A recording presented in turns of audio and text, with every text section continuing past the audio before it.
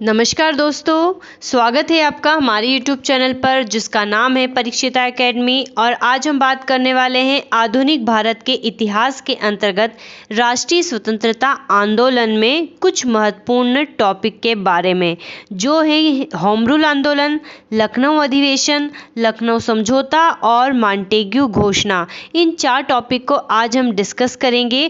और राष्ट्रीय स्वतंत्रता आंदोलन की सीरीज़ का यह हमारा 8वां लेक्चर है। इसके पहले हम 7 लेक्चर्स को वीडियोस को अपलोड कर चुके हैं। सभी कॉम्पिटिटिव एग्जाम के पॉइंट ऑफ व्यू से काफ़ी इंपॉर्टेंट टॉपिक है, क्योंकि मॉडर्न हिस्ट्री का पार्ट है और पूछा जाता है। आगे बढ़ते हैं और हमेशा की तरह आपसे एक रिक्वेस्ट करना चाहेंगे आगे बढ़ने से पहले, अगर आप हमारे इस यूट्यूब चैनल पर नए हैं तो आज ही हमारे चैनल को सब्सक्राइब करें। और अगर आपको हमारा वीडियो, हमारा कंटेंट, हमारा पढ़ाने का तरीका अच्छा लगता है, समझ में आता है, तो हमारे वीडियो को लाइक और शेयर ज़रूर करें। और किसी भी प्रकार के सजेशन के लिए आप कमेंट सेक्शन में जाकर कमेंट कर सकते हैं। तो दोस्तों, हम पढ़ रहे हैं राष्ट्रीय स्वतंत्रता आंदोलन, जो हमारा नेशनल फ्रीडम मूवमेंट है, हम उसके बारे में पढ़ रहे हैं काफ़ी डिटेल में। और शुरुआत से हम देख रहे हैं, क्योंकि आज़ादी जो हमें मिली है वो कई संघर्षों के बाद मिली है। तो उसी चीज़ को समझने के लिए हम राष्ट्रीय स्वतंत्रता आंदोलन को कुछ चरणों में पढ़ रहे हैं, जिससे कि हमें समझने में आसानी हो। तो हमने 6 चरणों की हम यहाँ पर बात कर रहे हैं और इन 6 चरणों के अंतर्गत हम सब कुछ समझेंगे। अगर हम आपसे कहें कि हम राष्ट्रीय स्वतंत्रता आंदोलन नाम की सीरीज से जो है पार्ट 1, भाग 1, भाग 2 करके हम एकदम ब्रीफ में बैक टू बैक जो है वीडियो लेकर आ रहे हैं। तो आप अगर डायरेक्टली हमारा यही वाला वीडियो विजिट कर रहे हैं तो हम आपसे कहेंगे आप वीडियो 1 से देखिए, आपका जो है बेसिक बनेगा। चलिए, तो अब हम बेस बनेगा। तो हम ये जो आपको रेड कलर में हाईलाइट दिख रहा है, आप समझ जाइए हम इसके अंतर्गत पढ़ रहे हैं और अभी हम इसके अंतर्गत हैं। ठीक है, फिर इसके बाद बैक टू बैक हम ये वीडियोस भी लेकर आएंगे और हम पूरा ये है जो टॉपिक है हमारा, इसको ख़त्म कर देंगे। तो चलिए बिना टाइम वेस्ट कर आगे बढ़ते हैं। हम पढ़ रहे हैं क्रांतिकारी आंदोलन का प्रथम चरण। अब जो क्रांतिकारी आंदोलन का प्रथम चरण है, इसके अंतर्गत हमें 5 टॉपिक को पढ़ना है। क्रांतिकारी आंदोलन का प्रथम चरण, जिसमें हम क्रांतिकारियों के बारे में बात करी है हमने।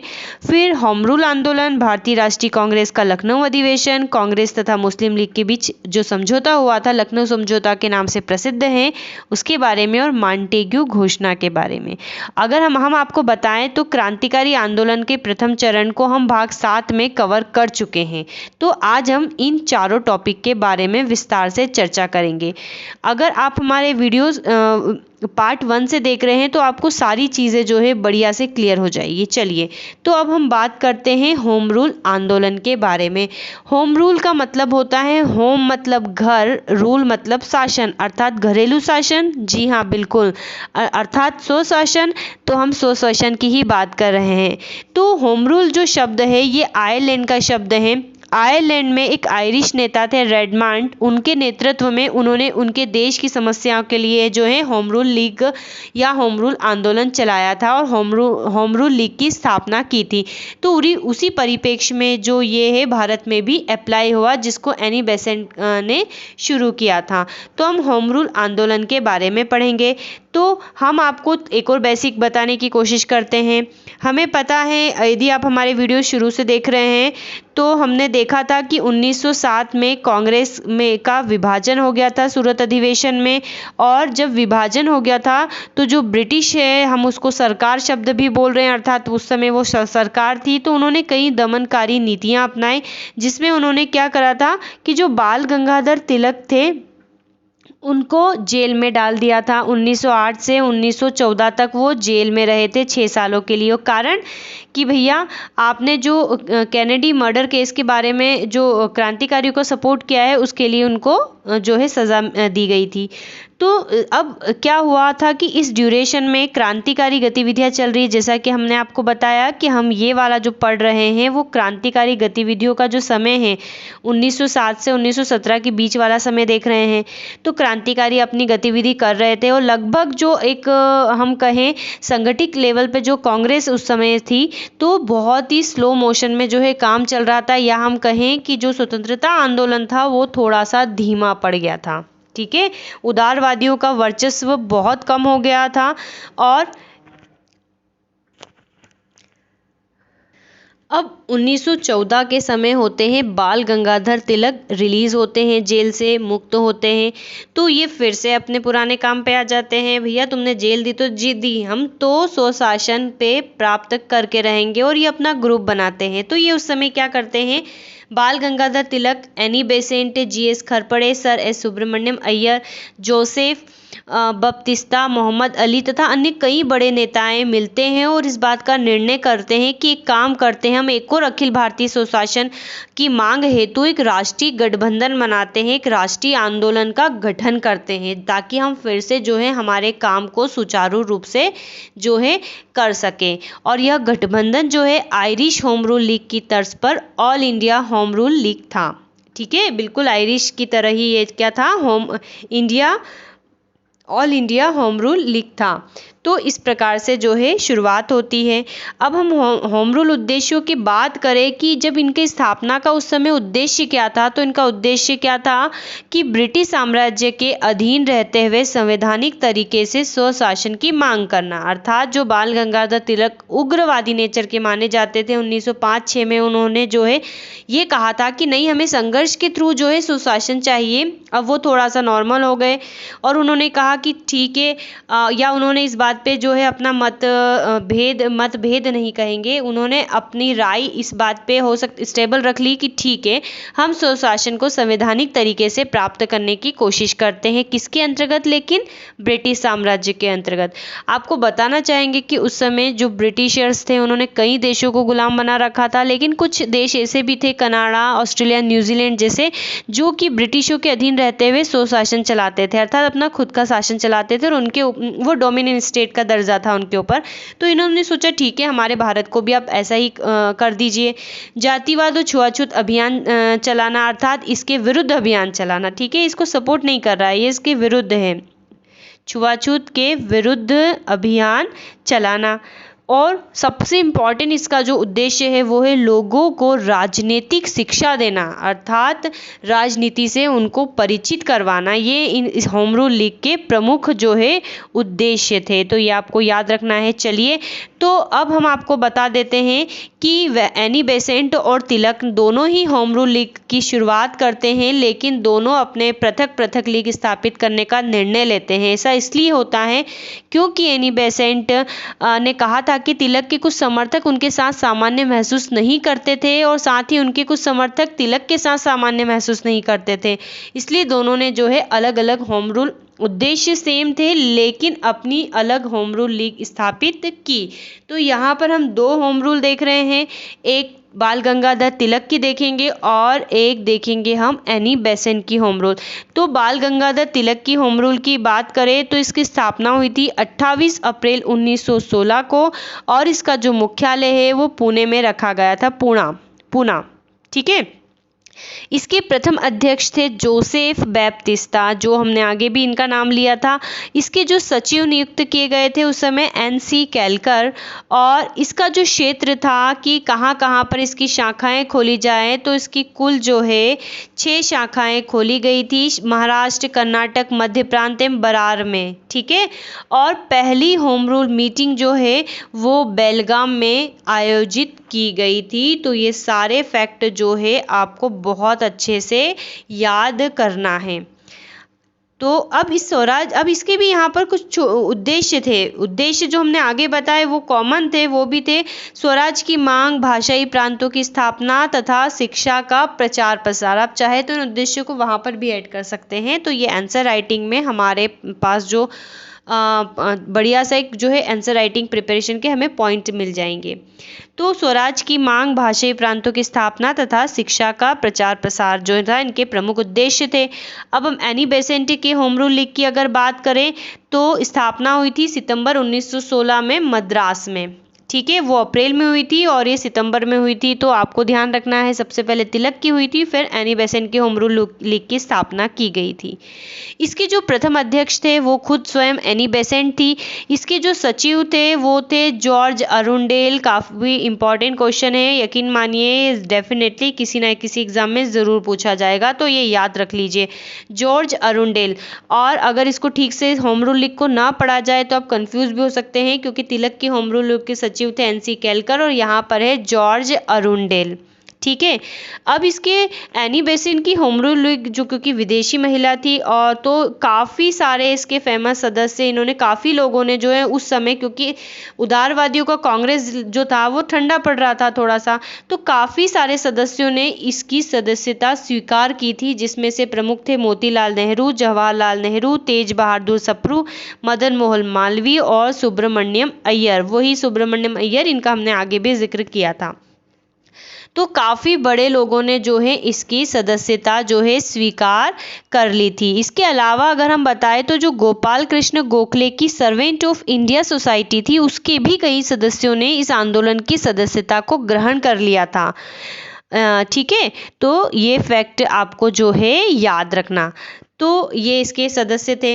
इसका जो प्रचार का माध्यम था वो कुछ समाचार पत्र थे, बहुत फेमस है और ये एनी बेसेंट के हैं, तो आपको याद रखना है, उनके नाम हैं न्यू इंडिया और कॉमनवेल्थ।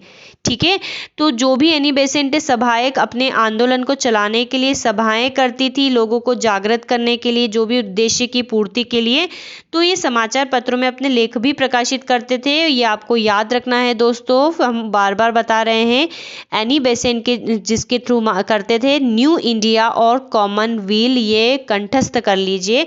अगर हम तिलक की बात करें तो तिलक जो थे ये अपने जो प्रचार करते थे, तो आपको पता ही है तिलक की प्रचार करने का क्या माध्यम था, मराठा और केसरी। मराठा अंग्रेजी में था और केसरी जो था मराठी में था। ये जो है आपको पता है तिलक के समाचार पत्र थे। चलिए, तो अब हम ये पढ़ चुके हैं। अब हम देखते हैं होम रूल लीग आंदोलन के कार्यक्रम क्या है। एक्चुअल में जो आंदोलन था, उद्देश्य हम पढ़ चुके हैं, अभी किस प्रकार से संचालित किया गया। तो मुख्य कार्यक्रम जनमानस को होम रूल अर्थात स्वशासन के वास्तविक अर्थ से परिचित कराने के उद्देश्य से जो है किया जाता था। तो इसके लिए क्या किया जाता था, सभाएं आयोजित की जाती थी, राजनीतिक, ठीक है, सभाएं आयोजित की जाती थी। जनरली उस समय कल्चर चल रहा था। देन इसके अलावा लोगों को राजनीतिक शिक्षा देने हेतु लीग ने समाचार पत्र, राजनीतिक विषयों पर विद्यार्थियों की कक्षा का आयोजन, पैम्पलेट्स, पोस्टर, पोस्टकार्ड, नाटक एवं धार्मिक गीतों के माध्यम से जो है राजनीतिक शिक्षा देनी चाहिए और दी। लीग ने एक कोष भी बनाया अर्थात फंड इकट्ठा करा, जिसमें पैसे इकट्ठे करके उनके जो है उनके आंदोलन को सुचारू रूप से संचालित किया, सामाजिक कार्यों का आयोजन किया। इस प्रकार से कई तरीके से इन्होंने अपना प्रोग्राम किया और काफ़ी ये सफल भी रहे। ठीक है, और रूसी क्रांति से भी लीग के कार्यों में जो है सहायता मिली थी। तो इस प्रकार से ये है जो इनका आंदोलन है वो संचालित हो रहा था। अब जब ये आंदोलन चल रहा था, अब सरकार यानी कि जो ब्रिटिशर्स थे वो बैठेंगे तो नहीं, वो कुछ ना कुछ कदम उठाएंगे उसको रोकने के लिए, क्योंकि वो थक चुके थे अब आंदोलनों का सामना करते करते। हालांकि भी और भी आंदोलन बड़े बड़े होना बाकी हैं और हालांकि वो सफलतापूर्वक दमन भी कर देते थे, लेकिन उसका कुछ ना कुछ आउटलुक तो ज़रूर आता था। तो सरकार ने आंदोलन की जो है दमनकारी नीति अपनाई, जैसे राजनीतिक सभाओं पर प्रतिबंध लगा दिया, जो राजनीतिक सभा में जा रहे हैं उस पर कठोर कार्रवाई कर रहे हैं, अगर स्टूडेंट है तो जो है कॉलेज से निकाल रहे हैं, इस प्रकार से कर रहे थे। वो जो भी उनके मन में आता था, बाल गंगाधर तिलक के विरुद्ध मुकदमा दायर कर दिया और उनके पंजाब और दिल्ली में प्रवेश पर रोक लगा दी। और जून 1917 में एनी बेसेंट तथा उनके सहयोगी जो थे वीपी वाडिया और जॉर्ज अरुंडेल को गिरफ्तार कर लिया। ठीक है, इनको क्या करा, गिरफ्तार कर लिया। और तो जब गिरफ्तार कर लिया तो जो सर सुब्रमण्यम अय्यर थे उन्होंने अपनी सर की उपाधि त्याग दी। तो कई ऐसे आंदोलन अभी आएंगे जिसमें कि पर्टिकुलर जो व्यक्ति रहते हैं वो अपनी उपाधि त्यागते हैं। तो होम रूल लीग में आपको याद रखना है, सुब्रमण्यम अय्यर ने अपनी सर की उपाधि जो है त्याग दी थी। तो ये कुछ प्रमुख घटनाक्रम हो रहे थे। फिर क्या होता है कि ये अभी तो 1916 में जो है होम रूल आंदोलन स्टार्ट ही हुआ है, लगभग 1 साल बीता है और भारत के सचिव मॉन्टेग्यू जो है एक बहुत बड़ा दांव फेंकते हैं और वो बोलते हैं कि ठीक है, हम ये घोषणा करते हैं कि हम भारत में स्वायत्त संस्थाओं के क्रमिक विकास के लिए सुधार प्रक्रिया लाएंगे, हम कुछ ऐसे कार्य करेंगे, हम ऐसा जो है कुछ अधिनियम लाएंगे जिससे कि जो भी आप स्वशासन का मांग कर रहे हो हम उसमें सुधार करेंगे। ठीक है, अर्थात जो मांगे कर रहे थे उसको इन्होंने थोड़ा सा सपोर्ट करा कि हम लाएंगे। तो मॉन्टेग्यू जब घोषणा हुई तो एनी बेसेंट ने जो है इस चीज़ को सही समझा कि चलो ठीक है, ये ला रहे हैं तो हमारा यही उद्देश्य था फुलफिल हो रहा है, तो वो आंदोलन को स्थगित कर देती है और सितंबर 1917 में एनी बेसेंट को जेल से रिहा कर दिया जाता है। इसके बाद जो है होम रूल लीग आंदोलन जो है जनरली स्थगित हो जाता है। अब ठीक है, तो आई थिंक आप बात समझ गए होंगे कि किस प्रकार से दमनकारी नीति अपनाई हो। फाइनली जो है मॉन्टेग्यू घोषणा भी जो है अपने आप में काफ़ी इंपॉर्टेंट है, इसकी भी तिथि याद रख लेना, तारीख देखना ज़रूर, किसी न किसी एग्जाम में ये क्वेश्चंस भी पूछ सकते हैं। मॉन्टेग्यू घोषणा कब जो है लागू की गई थी और आपको पता है इसके बाद जो है भारत शासन अधिनियम 1919 आता है जिसको मॉन्टेग्यू चेम्सफोर्ड सुधार कहा जाता है, हम पॉलिटी में इसको पढ़ते हैं। चलिए, अब यहाँ पर जब ये होम रूल आंदोलन हो गया तो हम यहाँ पर इसका मंथन इस बात को लेकर करते हैं कि आंदोलन के एक्चुअल में धीमे होने के क्या कारण हैं। आंदोलन चला, बहुत हद तक इसने जनमानस को प्रभावित भी किया, लेकिन कुछ कारणों से धीमा पड़ गया और लंबे समय तक जो है नहीं चल पाया। तो पहली बात तो ये है कि आंदोलन में कोई प्रभावी संगठन का अभाव था। प्रभावी है, ओके, प्रभारी नहीं है, ये प्रभावी संगठन का अभाव था। 1917-18 में जो है सांप्रदायिक दंगे हो गए थे तो आंदोलन का पर जो है इसका नकारात्मक प्रभाव पड़ा। मॉन्टेग्यू ने सुधारवादी घोषणा कर दी तो एनी बेसेंट ने अपना आंदोलन स्थगित कर दिया। ठीक है, और बाल गंगाधर तिलक का लाइबेल मामले में विदेश जाना हो गया। तो अब यहाँ पर ये बात हमने बाल गंगाधर तिलक के मामले में की है, लेकिन हम यहाँ पर ज़रूर करेंगे, काफ़ी इम्पोर्टेंट है। तो हुआ यूँ था कि एक बंदे थे, अंग्रेज थे, वैलेंटाइन शिरोल। ठीक है, वैलेंटाइन शिरोल, इनकी एक बुक थी इंडियन अनरेस्ट। इंडियन अनरेस्ट में इन्होंने बाल गंगाधर तिलक को ये बोल दिया था, भाई ये तो भारत की उग्रवादी राजनीति का जनक है। ठीक है, उग्रवादी राजनीति का जनक है, तो इसको अपने हानि मान कर जो बाल गंगाधर तिलक है उन्होंने वैलेंटाइन शिरोल के ऊपर क्या है मुकदमा दायर कर दिया था।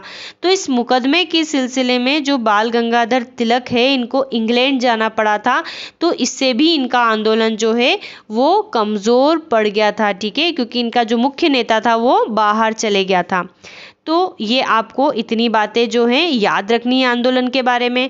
अब जब आपको एक और यहाँ पर स्पेशल बात आपको बताना चाहेंगे कि इसी के पैरेलल आपको पता है कि 9 जनवरी 1915 को महात्मा गांधी साउथ अफ्रीका से भारत लौटते हैं और वो भी अपने कई आंदोलन इसी के जो है पैरेलल चलाते रहते हैं। तो क्या Mahatma Gandhi home rule league आंदोलन के संपर्क में आए थे या नहीं आए थे, या वो उन्होंने इसकी सदस्यता स्वीकार की थी या नहीं की थी, उसके बारे में हम थोड़ी सी बात कर लेते हैं। यहाँ पर हमने पॉइंट उसको शामिल नहीं किया, लिखा नहीं है। ठीक है, तो एक्चुअल में क्या है कि जनरली होम रूल लीग की सदस्यता स्वीकार नहीं की थी महात्मा गांधी ने, लेकिन जब निरंतर उनसे निवेदन किया गया, ठीक है, निरंतर उनसे निवेदन किया गया तो उन्होंने जो है अप्रैल 1920 में होम रूल की अध्यक्षता स्वीकार कर ली थी। ठीक है, इस चीज़ का विशेष ध्यान रखना। अप्रैल 1920 में होम रूल की अध्यक्षता स्वीकार कर ली थी और अक्टूबर 1920 में बॉम्बे में उन्होंने इसका नाम बदलकर स्वराज सभा कर दिया। ठीक है, होम रूल आंदोलन जो है आगे भी चला था, भले चाहे मॉन्टेग्यू की जो है घोषणा आ गई और इसका नाम बदल कर क्या कर दिया था, स्वराज सभा कर दिया गया था। तो ये कुछ फैक्ट है वो ध्यान रखिएगा। चलिए, अब ये हो गया हमारा होम रूल आंदोलन कंप्लीट। और तो अब हम फटाफट बात कर लेते हैं भारतीय राष्ट्रीय कांग्रेस के लखनऊ अधिवेशन की। ये भी अपने आप में काफ़ी इंपॉर्टेंट है, इसलिए हमने इसको भी लिखा है। तो भारतीय राष्ट्रीय कांग्रेस जो है आईएनसी जो है उसका हर साल कहीं ना कहीं पर अधिवेशन आयोजित होता है। 1916 में अधिवेशन जो है लखनऊ में आयोजित होता है। इसके अध्यक्ष जो होते हैं अंबिका चरण मजूमदार होते हैं। और इसकी स्पेशलिटी क्या है, हर साल होते हैं, सारे नहीं पढ़ रहे, लेकिन यही क्यों पढ़ रहे, इसलिए पढ़ रहे हैं क्योंकि इस अधिवेशन में गरम दल का कांग्रेस में पुनः प्रवेश हो जाता है। जब 1907 में उनका जो है विभाजन हुआ था और इसमें जो है वो फिर से एक हो जाते हैं, जो गरम दल के नेता होते हैं वो फिर से कांग्रेस में आ जाते हैं। तो इसलिए हमें याद रखना है। तो ये सम्मेलन जो है उस समय लखनऊ में होता है, जो विभाजन होता है तो वो सूरत में होता है, और अध्यक्ष स्पेशली याद रखना है अंबिका चरण मजूमदार। देन इसके अलावा एक और इम्पॉर्टेंट चीज़ है कि जो कांग्रेस होता है उसका मुस्लिम लीग के साथ भी एक समझौता हो जाता है जो कि लखनऊ समझौता के नाम से प्रसिद्ध है। अब हो सकता है एग्जाम में आपसे पूछ लिया जाए कि लखनऊ समझौता जो है किसके बीच में हुआ था, तो ये कांग्रेस और मुस्लिम लीग के बीच में हुआ था। ठीक है, तो ये लखनऊ समझौता होता है। तो इतनी बातें इसके लिए आपको याद रखनी है। अब हम आ जाते हैं कि कांग्रेस ने मुस्लिम लीग के बीच लखनऊ समझौता एक्चुअल में क्यों होता है, इसके कारणों की चर्चा करते हैं। तो क्या होता है कि 1912-13 के बाल्कन युद्ध में जो ब्रिटेन होता है वो तुर्की की सहायता से इनकार कर देता है। उनके कुछ राजनीतिक घटनाक्रम रहे होंगे, ब्रिटेन क्या करता है तुर्की को सहायता देने से इनकार कर देता है। और जो भारतीय मुसलमान रहते हैं उनकी सहानुभूति रहती है तुर्की के साथ, शायद नहीं, आज की कंडीशन में भी है, ठीक है, उस समय भी थी, तो उनके साथ सहानुभूति रहती है। और ब्रिटेन द्वारा युद्ध में उसकी सहायता न करने के कारण जो भारतीय मुसलमान होते हैं उस समय वो क्या होते हैं, ब्रिटिशर्स से रुष्ट हो जाते हैं। उनके मन में जो है उनके प्रति अच्छे भाव नहीं रहते, इसलिए वो कांग्रेस जाने का निर्णय करते हैं।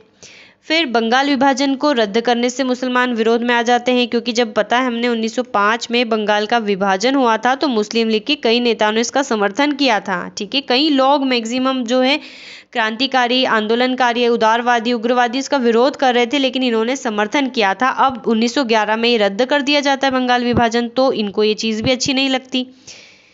फिर इसके अलावा ब्रिटिश सरकार द्वारा अलीगढ़ जो यूनिवर्सिटी है उसकी स्थापना में जो सरकारी सहायता दिया जाता था, जो फंड दिया जाता था, वो देने से इनकार कर देते हैं, तो जिससे शिक्षित मुसलमान जो है वो रुष्ट हो जाते हैं। मुस्लिम इस समय क्या हो रहा था कि मुस्लिम जो थे, मुस्लिम तरुण समर्थक राष्ट्रवादी विचारधारा की ओर भी जो है उन्मुख हो रहे थे। ठीक है, उनमें भी राष्ट्रवादी जो है विचारधारा पनप रही थी। फिर प्रथम विश्व युद्ध के दौरान सरकार ने कई दमनकारी नीति अपनाई। अब हम जो ये वाला ड्यूरेशन पढ़ रहे हैं 1916 का, जिसमें लखनऊ समझौता, तो हमें पता है 1914 से 1918 के बीच में जो है प्रथम विश्व युद्ध हुआ था। तो प्रथम विश्व युद्ध की जो दमनकारी नीतियां हैं, तो ये क्या करते हैं, इसी के ड्यूरेशन में जो मौलाना अबुल कलाम आज़ाद है, काफ़ी इंपॉर्टेंट व्यक्ति है ये भारत के परिप्रेक्ष्य में। तो जो मौलाना अबुल कलाम आज़ाद है, इनका पत्र है अल हिलाल, और मोहम्मद अली का पत्र था कामरेड, इसको जो है सरकारी दमन का निशाना बनना पड़ता था, जिसपे कुछ प्रतिबंध लगा देते हैं, तो इससे भी ये रुष्ट रहते हैं। अली बंधु, मौलाना आज़ाद, सत्ता जो रहते हैं हजरत मोहानी को ये जो है नज़रबंद कर देते हैं। तो इन सभी ये कारण होते हैं कुल मिलाकर, जिसके कारण मुस्लिम लीग जो है कांग्रेस की ओर झुकती है और दोनों के बीच में समझौता हो जाता है। अब समझौते की क्या प्रावधान है, तो समझौते के कुछ ये प्रावधान है कि कांग्रेस द्वारा उत्तरदायी शासन की मांग को लीग ने स्वीकार कर लिया। अर्थात उत्तरदायी शासन की मांग क्या है, ये थोड़ा सा जो है मात्रा के दृष्टिकोण से थोड़ा गलत लिखा हुआ है। तो यही है कि ब्रिटिश उपनिवेशिक शासन के अधीन स्वराज की मांग। ठीक है, स्वराज मतलब खुद शासन करना, तो ये मांग को ये स्वीकार कर लेते हैं। कांग्रेस ने मुस्लिम लीग की जो मुसलमानों को सेपरेट इलेक्टोरेट दिया गया था, पृथक निर्वाचन व्यवस्था दी गई थी, मार्लियामेंटो सुधार 1909 में, उसको ये स्वीकार कर लेते हैं। ठीक है, उस समय विरोध करते बट अब स्वीकार कर लेते हैं। प्रांतीय व्यवस्थापिका सभाओं में निर्वाचित भारतीय सदस्यों की संख्या का निश्चित भाग मुसलमानों के लिए जो है आरक्षित कर दिया जाता है, जो जगह जगह के हिसाब से अलग अलग होता है। जैसे पंजाब में 50%, बंगाल में 40%, बम्बई सहित सिंध में 33%, यूपी में 30%, बिहार में 25%, मध्य प्रदेश में 15% तथा मद्रास में 15% सीटें जो है मद्रास में वो मुस्लिम लीग को दे दी जाती हैं। केंद्रीय व्यवस्थापिका सभा में कुल निर्वाचित भारतीय सदस्यों का 1/9 भाग जो है मुसलमानों के लिए आरक्षित कर दिया जाता है। यदि सभा में कोई प्रस्ताव किसी संप्रदाय के हितों के विरुद्ध हो और 3/4 सदस्य उस आधार पर उसका विरोध करे तो उसे पास नहीं किया जाएगा। तो इन कुछ निश्चित प्रावधानों के तहत जो है उनमें समझौता होता है। अब समझौते की जो प्रकृति, ये समझौता हो गया तो दोनों संयुक्त रूप से जो है ब्रिटिशर्स यानी कि तत्कालीन जो उस समय सरकार होती है उसके समक्ष अपनी कुछ मांगे रखती है, और वो मांगे ये होती है कि सरकार भारत को उत्तरदायित्व शासन देने के शीघ्र घोषणा करे, जल्दी से जल्दी दो भैया, अब हमसे वेट नहीं होता है।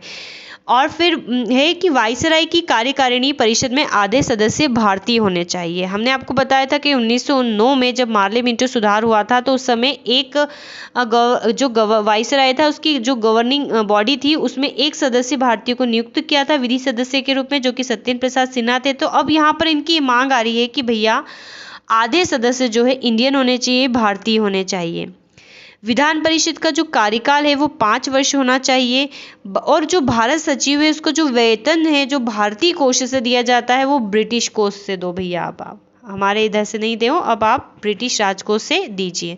तो ये बहुत प्रमुख मांगे जो होती है जो उस समय रखी जाती है। अब इसमें अमल तो इतनी आसानी से होता नहीं है। फिर अब हम इसके बाद बात करते हैं मॉन्टेग्यू घोषणा की। 20 अगस्त 1917 को जो है मॉन्टेग्यू घोषणा कर देता है। मॉन्टेग्यू कौन था?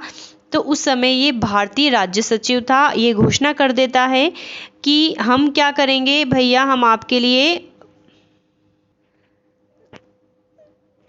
लिए भारतीयों की भागीदारी बढ़ाने तथा स्वशासी शिक्षण संस्थाओं का धीरे धीरे विकास करने हेतु और कई ऐसे मुद्दे पर हम आपके लिए सुधार लेकर आएंगे, क्योंकि इन्होंने मांगे भी रखी थी। ठीक है, तो इन्होंने घोषणा कर दी कि हम जो है अब, क्योंकि अब इनको दिख रहा है कि इनमें समझौता हो गया है, तो ये घोषणा कर देता है कि हम जो है आपके लिए जो है सुधार लाएंगे। और जो मॉन्टेग्यू चेम्सफोर्ड सुधार 1919 जो है कानून पास होता है जो 1921 से प्रभावी होता है।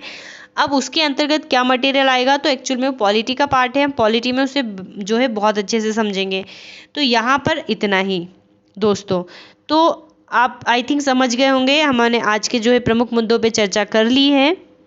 अब हम आपको फिर से बताना चाहेंगे, अब हम जो है इन 4 पॉइंट पे अच्छे से डिस्कस कर चुके हैं। ये जो 4 चरण है हमारे फ्रीडम मूवमेंट के, हम इसको बहुत अच्छे से समझ चुके हैं। इसके बाद अब शुरू होता है गांधी युग, और गांधी युग जो है काफ़ी बड़ा है, काफ़ी महत्वपूर्ण है। जब गांधी जी आते हैं, हमें गांधी जी के सिद्धांत पढ़ने हैं, उनके द्वारा चलाए गए आंदोलन, जैसे 1920 का असहयोग आंदोलन, सविनय अवज्ञा आंदोलन 1930 का, 1942 का भारत छोड़ो आंदोलन, और 1947 तक जो है आज़ादी तक इनका महत्व रहता है। तो ये बहुत इंपॉर्टेंट है और हम इसको भी बाकायदा अच्छे से पढ़ेंगे।